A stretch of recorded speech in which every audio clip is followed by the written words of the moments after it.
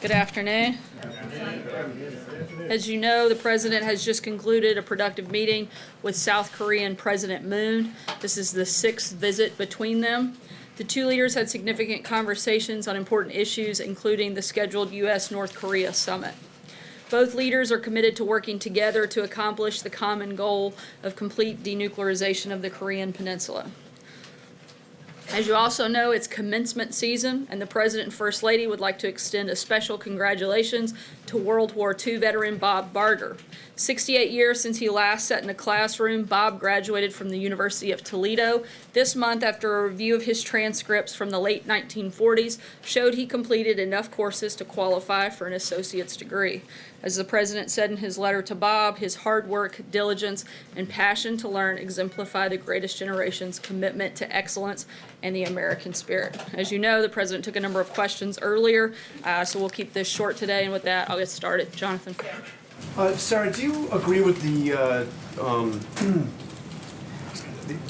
the South Korean official who said that there would be a 99% chance that this summit with Kim Jong-un comes off? And how will the President ultimately make the decision about whether or not to go?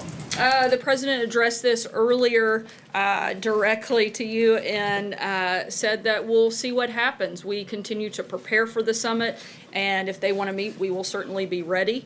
And the President, I think, rightly stated that if North Korea agrees to denuclearize, that it can be a bright future for them. But we remain clear-eyed in these negotiations, but we continue to prepare, and we'll see what happens. What preconditions, though, does he have?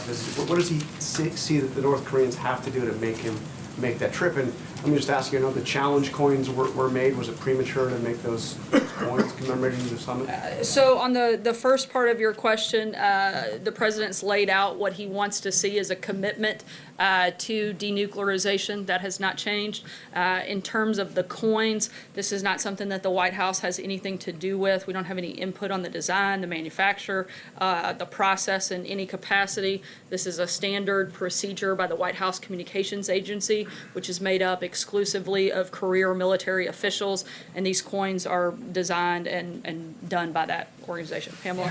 Thank you, Sarah. Why would the U.S. guarantee the safety of a dictator whose regime is a serial human rights abuser and is responsible for the recent death of an American college student? Why is that the morally right thing to do? Again, the goal and the purpose of these conversations would be to have complete and total denuclearization of the peninsula, and the President has been upfront about that part of the conversation, and we're going to continue to move forward. Just to follow up, Major, Sarah, really quickly. Sorry, I'm going to keep moving just because we're going to be really short today. Major, go ahead. Sarah, you talked about preparations for the summit. Can you describe for us how the President himself is personally preparing? Who is he working with? How much time does he devote on a daily basis to get ready for the underlying themes, questions, and difficulties of a summit of this magnitude?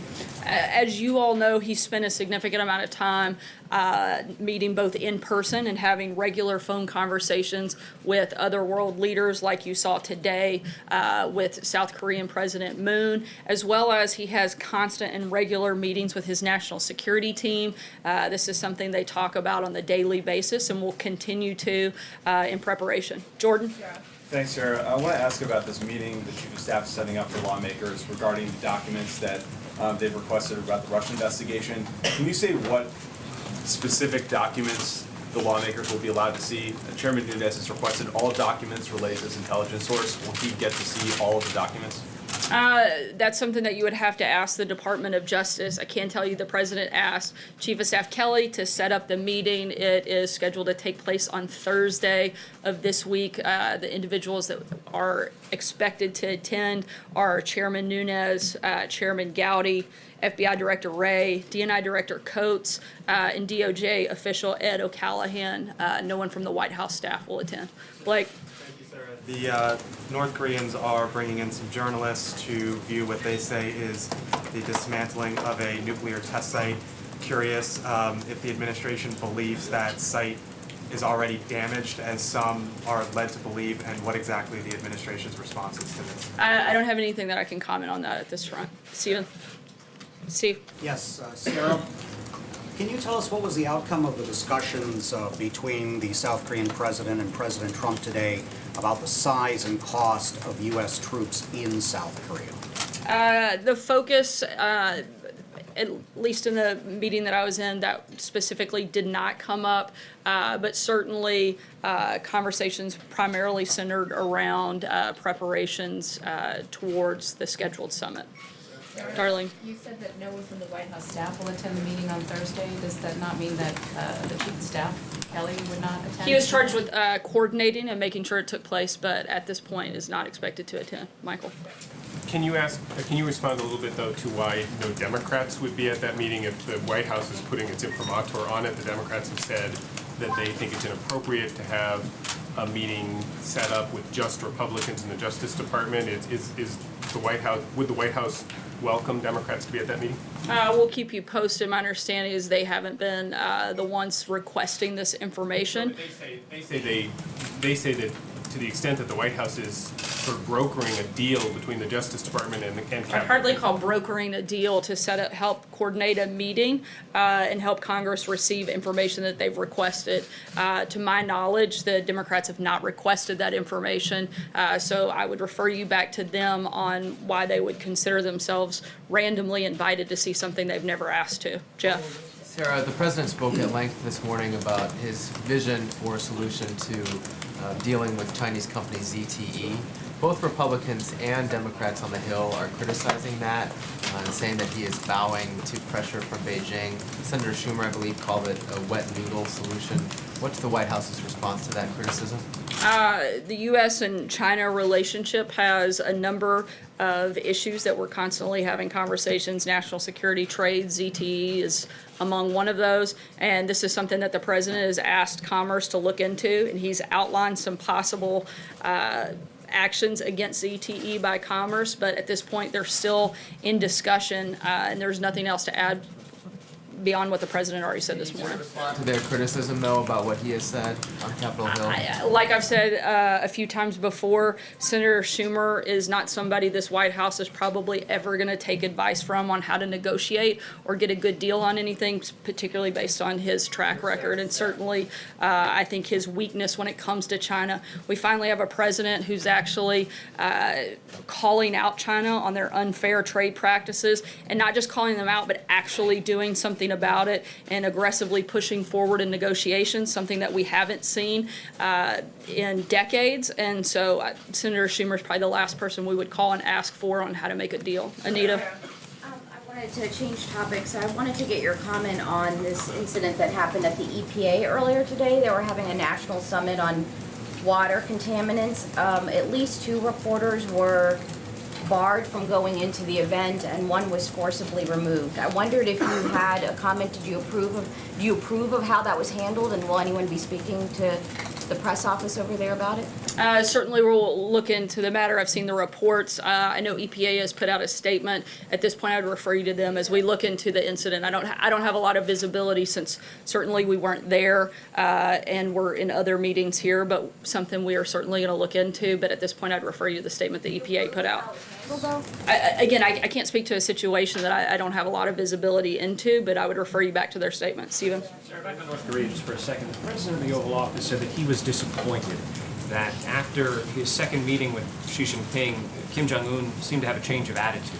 Does the White House have any theories as to why that might be? Is China a spoiler, and why? The president spoke to this directly. There's nothing else to add at this point. Mike? Can you add anything more about the president's comments? He said that China, South Korea, and Japan were willing to invest very large sums of money into North Korea. Can you add anything more to that? Is the U.S. planning to add to that very large sum? Can you describe what kind of money he's talking about there? I don't have anything to add beyond the president's comments. I think Can you talk at all about what President Moon said about Kim, about the new tenor coming out of Pyongyang, what President Trump learned in the meeting with President Moon? we felt like the conversations today were productive, and again, we're going to continue in preparations, and we'll see what happens. Hallie? Sarah, to follow up on Anita, and then a question as well to you, is there any situation, barring a security incident, in which you feel the White House feels it is appropriate to physically touch or physically handle a I'm not going to reporter? weigh into random hypotheticals that may or may not exist. I don't know any information about this specific incident. You're asking me to... not No, touching you're or asking me to reporting. speak to a blanket possibilities, which I'm not gonna do, nor would I ever ask or expect you to do. John? My other question was actually on the Sorry, I'm the gonna do DOJ one demand. question at a time today, because we got short on time. John, go ahead. For the president to make a Sorry, demand John, on go the ahead. Department of Justice, Sarah. Thank you, Sarah. Nope, sorry, I'm gonna keep moving. We're tight There's on been time. Thanks. considerable discussion back and forth about the tenure of Speaker Ryan, whether he will relinquish his gavel early and have a new election of a speaker before the elections. Conservative lawmakers on Capitol Hill made it clear that they want Ryan to stay. Congressman Warren Davidson said that's unfair to the new members coming in. And he also said that there should be a discharge position so members can have an up and down vote on repeal of the Affordable Care Act and immigration. Does the president agree with the statements of Congressman Davidson and the conservatives among House Republicans? I haven't spoken with him specifically about that statement, so I wouldn't want to wade into that right now. John? Thanks a lot, Sarah. The president earlier today in that press availability spoke about the protections that he's prepared to offer to Kim Jong-un, not only personally but also for his country. In preparing for these meetings and when the summit actually takes place, does human rights play any consideration in the meeting that the president will have with Kim Jong-un?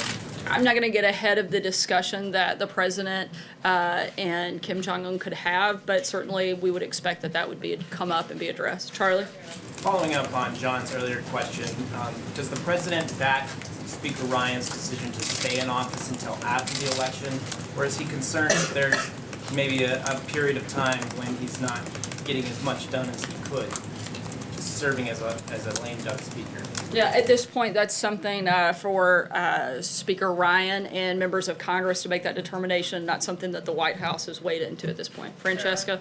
Thank you, Sarah. We heard from President Trump before that meeting with President Moon, but after sitting down with him, does President Trump feel more like this summit is worth having and that it will happen? And what is the White House's drop-dead date, so to speak, for deciding whether or not to go to the summit? Again, we're going to continue to prepare, and we'll see what happens. There's really